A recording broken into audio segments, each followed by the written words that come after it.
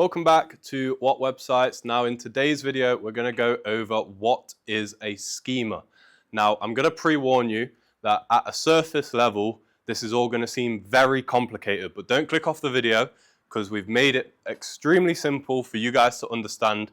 And this is the stuff that your competitors aren't doing that is going to get you more leads. So it's well worth investing the 10 minutes to try and understand this because it can pay you a lot of money in the long run.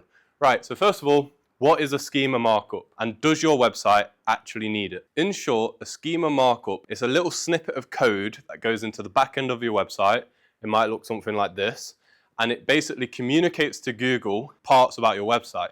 So common schemas could be like a review schema, a video schema, a local business schema, things like that that basically tell Google what things are on the page, and we'll get into why they're important in a bit. Don't be alarmed about all this code stuff. As I said, we're going to make it really simple for you guys on how to implement later on. But yeah, that is what a schema is. So the first thing I want to do is I want to basically give you an idea of what a schema looks like in real life. Because I think that seeing it in person and seeing what it looks like live will make you want to do it more and make you kind of understand why it is that it's important. So as you see here, we have CNR Construction Limited. This is one of our clients. Under here, we've got a breadcrumb, which is basically the navigation to get to the page that you're on. So you go on the home page, to the services, to the roofing service, or whatever.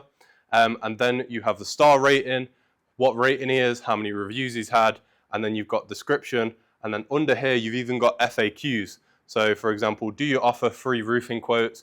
What areas in Wirral do you cover? And are you fully insured? Frequent questions that people want to know when they're searching for a builder. So the schemas that are involved in making something look like this, rather than just this, is the star rating schema, so your review schema, FAQ schema, which gives these things, opening hour schemas, which usually would show some opening hours around here.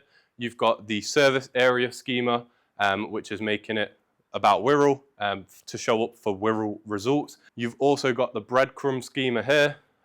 So yeah, schemas are really good because if you see this, it takes up more real estate on the search page. So if you see something like this, you're more likely to click it than if it just looked like that. Now, what are common types of schemas that you should be using for your business? We have the local business schema. What this is it's like your business name, your address, your phone number, kind of where you serve, things like that that Google should know. You've got your service schema, which is basically when you tell Google what services you do. So for example, a landscaper would be like, oh, we do like patios, we do garden fences, we do turfing, and in the area, that's what a service schema is. The review schema tells Google your average rating, how many reviews you've actually got, what the review text is, and obviously you saw before, it shows the star menu on the link. FAQ schema is very important. Have you ever Googled something like a question and the first thing that shows up is them little drop down boxes and you can click in them and it tells you a little bit about them and usually they've got a link to where they've got that excerpt from. That is because of the FAQ schema. So if you've not got any FAQ schemas, you're not going to show up in them like frequently asked questions bit on Google. And I know most people know what I'm on about. I'll put an example somewhere on screen. So yeah, FAQ schemas are fantastic for that. The breadcrumb schema, this basically helps Google understand where the pages are. So for example, a breadcrumb is the little bit of text here. And what it basically does is it goes, oh, to get to this page, you need to go to the home page, to the service page, to the house extension page. That's what a breadcrumb schema is. Just helps Google understand that stuff. For the article / blog posting schema, that's exactly what it sounds. It basically just adds context to your blog, like the author of the blog, obviously yourself or whoever's done it. You can put more things about what's inside the blog, so Google is more likely to recommend it. And it also just makes your blog posting look a lot more professional in Google's eyes and will rank you higher up. These are not the only schemas that are available. I encourage you, if you think that something should have a schema, like Google, like common schemas, or should this have a schema? And Google will let you know which ones. And an example of a schema that isn't on here that is really good to use is a video schema, basically just telling Google what videos are on your page, and it helps them show up in the video results on the tab on Google as well. Now, how do schemas work? Everyone thinks they're really complicated and they probably avoid them, but they're not actually that complicated. All you've got to do is add in a little bit of code, which you can find online for most things. Google reads the code is processed by Google, and then rich results appear. And rich results are these things here that make your links stand out, they make you look better on Google, and Google understands your website better and ranks you higher. Now, if the visual wasn't enough, these are some stats about schemas and why you should be using them. So most people often find about a 30% higher click-through rate by using schemas. You think if you see a link that's just a normal blue link on Google, but then you see one that's a big blue link with the reviews or the FAQs, everything underneath it, you're more likely to click that one because it takes up like more real estate, and you're more likely to click that one. 36% more impressions. So sites with FAQ schemas, which I said are really important, they often rank for multiple specific search terms. So if someone Googles the exact question that you've got in your FAQ schema, you're likely going to show up for it. So most people who do FAQ schemas see about a 30 to 40% in impressions, which is just results that you show up for in Google. It's the #1 local technical SEO signal. Technical SEO is obviously the code that happens in the background, and this is the #1 thing that communicates to Google what you do behind the scenes, which will get you ranking higher. So it's fantastic. And the best part about it is because everyone jumps away and gets scared when they see code, probably 0% of your competitors are using it. I've put an approximation there. This isn't an actual stat that we've verified, but most business websites that we go on every single day, pretty much none of them have schemas, literally none. So if you're doing it, this is a really, really good competitive advantage that you can have for your business. Now, just some quick things from me. Google prioritizes structured data. So like I said about rich results, Google love rich results, and they specifically will show pages with rich results higher than pages that don't have rich results. So that's fantastic. And schemas work 24/7 with no effort. Once you've set them up, they're done. So you don't need to set them up again. Obviously, the only exception to this is if you're a local business schema and you change your address or something like that, you need to make sure you update the schema, or if you change your phone number. But in general, they don't take much upkeep at all. So they're literally just free real estate, and they're just fantastic for getting you more leads. Does your website need a schema? Yes, 100%. If you're doing any sort of thing online with a website, a schema is going to be fantastic for you. Local business schema tells Google exactly the area you are, which is fantastic, which means you can show up for more searches such as plumber in area. You can show up for that, and that's what you want. Adding a review schema gets you more leads because people love seeing reviews, and obviously you're ranking higher with the reviews. And if someone sees that you're 5 stars instantly before they've even clicked the page, they're more likely going to phone you, they're going to click on, they're going to interact with your thing if they know that you're a 5-star business. So more leads. And obviously the #1 thing is this is a really competitive advantage for most people out there, because most businesses don't get involved in the technical side of SEO. And this is just one of the easiest wins out there that we're giving away completely for free on this video. So make sure you stay to the end and we'll give you some examples of schemas. So obviously if you didn't have a schema, you just have that one blue link that looks like this. But if you did have a schema, you could have all of these extra things, and you can turn this into something like this. Now, how do you actually add a schema to your website? Well, first thing I'd say is call us. We'll sort it out for you, and then you don't have to worry about it.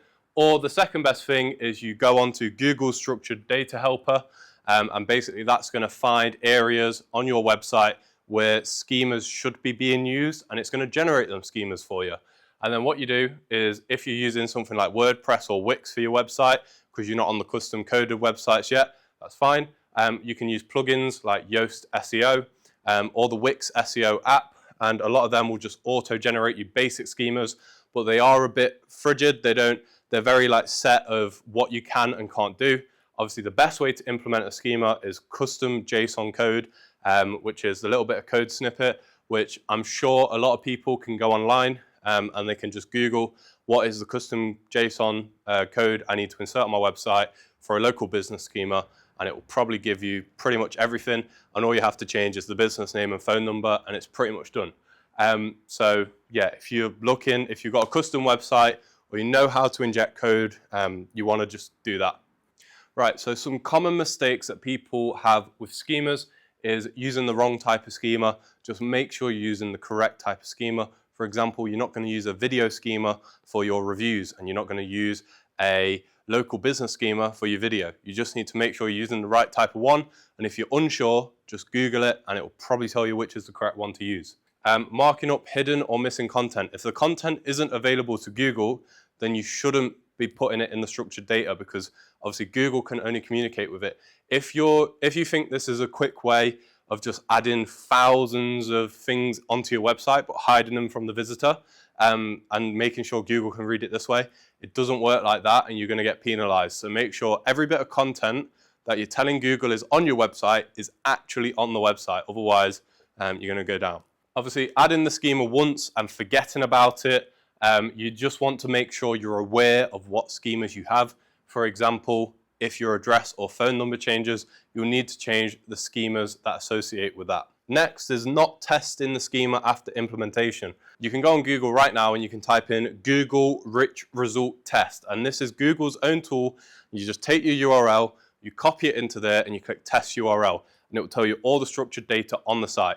So that 2 minutes after it's implemented, take that URL, test it on this thing right here, and see if it comes up that it's structured data. If it does, fantastic. If it doesn't, you know you've done something wrong, and you can go back and visit it then and get it fixed. Another thing that I see quite often is only adding a schema to the homepage. Obviously, if you only have a homepage, that is fine, but most websites nowadays, they have lots of pages, especially if you want to rank really well.